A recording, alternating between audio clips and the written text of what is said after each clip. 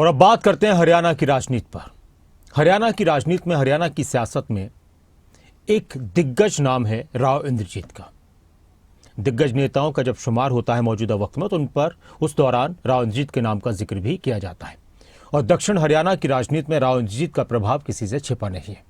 राव इंद्रजीत जो गुरुग्राम से कई बार सांसद रहे, यूपीए से लेकर एनडीए तक की सरकारों में मंत्री रहे और लगातार तीसरी बार वो मंत्री बने। पीएम मोदी के कार्यकाल में लगातार वो तीसरी बार मंत्री बने। राव इंद्रजीत काफी चर्चाओं में इन दिनों, और पहले भी चर्चाओं में रहते रहे, कभी नेताओं से मुलाकातों को लेकर, कभी विधायकों और सांसदों से मुलाकातों को लेकर। इस बार चर्चा शुरू हुई कुछ दिन पहले, करीब 20 दिन पहले, एक डिनर को लेकर। आरती राव जो हरियाणा की स्वास्थ्य मंत्री हैं और राव इंद्रजीत की बेटी हैं, वो हरियाणा में चंडीगढ़ में उन्होंने एक डिनर दिया और उस डिनर पार्टी में बीजेपी के 11 विधायक पहुंचे थे और कांग्रेस की एक विधायक पहुंची थी। और इस दौरान कुछ दिन बाद उस डिनर की बातें सामने आई, तरह तरह की चर्चाएं होती रहीं। कुछ ने कहा कि ये कुछ राजनीतिक संकेत हैं, किसी ने कहा कि महत्वपूर्ण राजनीतिक नियुक्तियों से पहले के कुछ इशारे हैं, किसी ने कहा कि ये दबाव की राजनीति है। बहुत सारी बातें हुई। बीजेपी के नेताओं ने कहा कि कोई बड़ी बात नहीं है, डिनर कोई किसी को भी दे सकता है, कोई भी पहुंच सकता है। अब राव इंद्रजीत ने खुलकर इस पर अपनी बात रखी है, राव इंद्रजीत ने, कि वो डिनर क्यों दिया गया था, उसके मायने क्या हैं, किस तरह से उसको देखना चाहिए, और इस पर हो रही बातों को उन्होंने क्या कुछ कहा, वो भी एक दिलचस्प पहलू है। लेकिन इस सब के बीच राव इंद्रजीत ने एक और बड़ी बात कही और उन्होंने कहा कि मुझसे और मेरी पार्टी से हारने वाले, इन दिनों उनके दिमाग में, उनके जहन में इतना जहर भरा है कि ऐसा लगता है कि कहीं कोई मुझे गोली ना मार दे और मुझे बहुत एहतियात बरतने की भी ज़रूरत है। और इसके साथ ही उन्होंने जो रेवाड़ी का एम्स हम सुनते थे बार बार, उस पर भी उन्होंने एक बड़ी बात कही और कहा कि कुछ लोगों ने उनको बेवकूफ़ बना दिया। ये रिपोर्ट देखिए।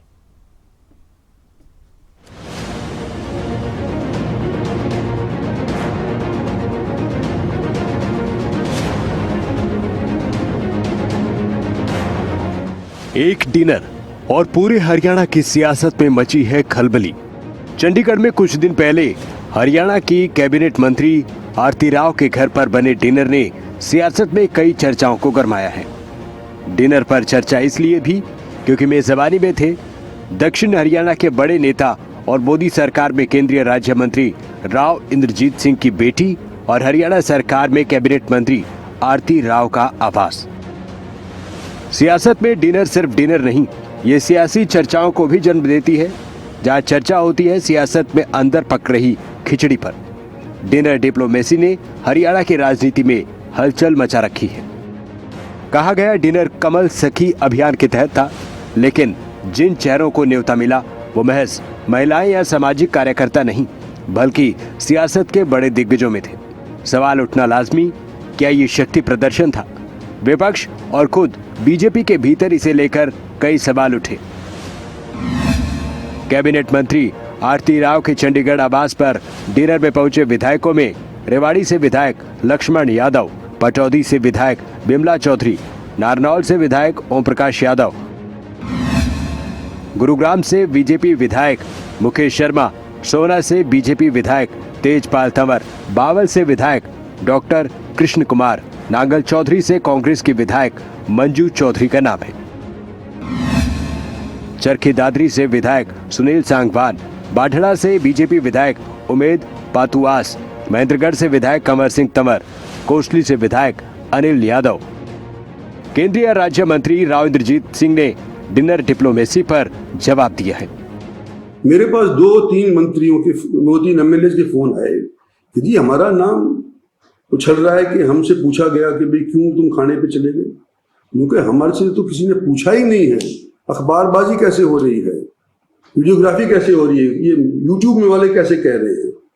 और ये कमल सखी जैसे प्रोग्राम अगर भारतीय जनता पार्टी के आदेश अनुसार होते हैं, तो मेरी बेटी का घर पहली बार जब अगर हरियाणा के कैपिटल के अंदर बनता है तो पहले अपनों को ही बुलाएगा ना।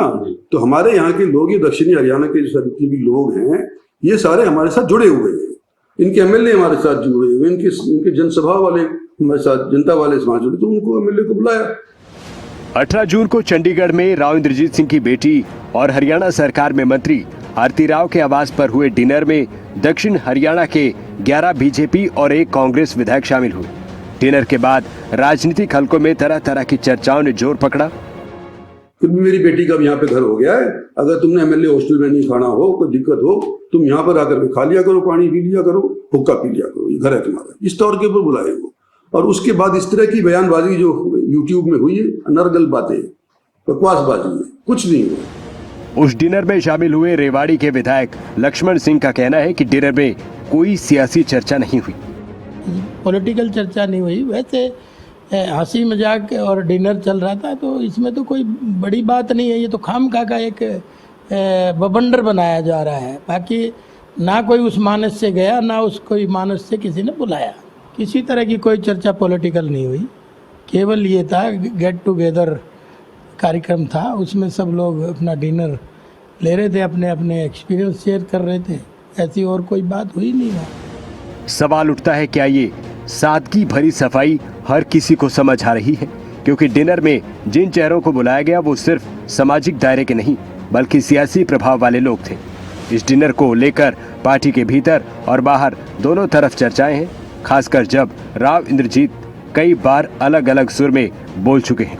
राव इंद्रजीत सिंह का एक चौंकाने वाला बयान, जिसमें वो कहते हैं जो लोग उनसे चुनाव हारे हैं उनके अंदर इतना जहर है कि कोई उन्हें गोली भी मार सकता है।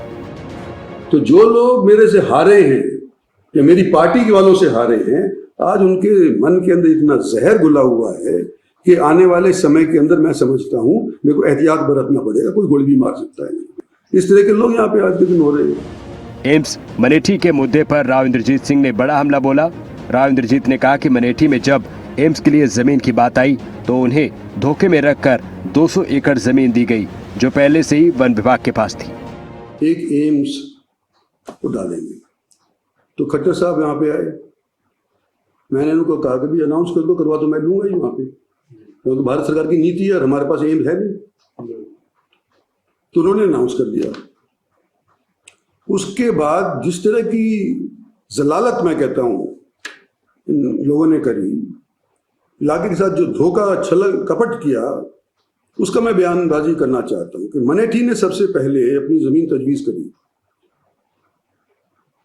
पता होते हुए कि ये फॉरेस्ट के नीचे दी हुई है, ये 200 एकड़ के ऊपर यहां पर एम्स नहीं बन सकता, लेकिन फिर भी उन्होंने वो 200 एकड़ मुझे दे दिया। मैंने इनका ऊपर भरोसा किया और मैंने कहा कि भाई यहां पर हम एम्स बनाएंगे। दिल्ली तक बात गई, दिल्ली वालों ने कहा कि हम टीम भेज रहे हैं। जब टीम भेजी यहां पर, जब पता चला कि मेरा बेवकूफ बना दिया, मेरा फॉरेस्ट की जमीन को मेरी तरफ से सिफारिश करवा दी। इनको पता था कि फॉरेस्ट की जमीन है, फिर भी इन्होंने मेरी तरफ से उस जमीन को तजवीज करवा दिया। एक डिनर, कई विधायक और एक केंद्रीय राज्य मंत्री का सियासी संदेश। हरियाणा की राजनीति में डिनर डिप्लोमेसी की गर्माहट नजरअंदाज नहीं की जा सकती। ये सिर्फ एक डिनर था या फिर सियासत की वो खिचड़ी जिसके बारे में आने वाले दिनों में सब कुछ साफ होगा। ब्यूरो रिपोर्ट, खबरें अभी तक।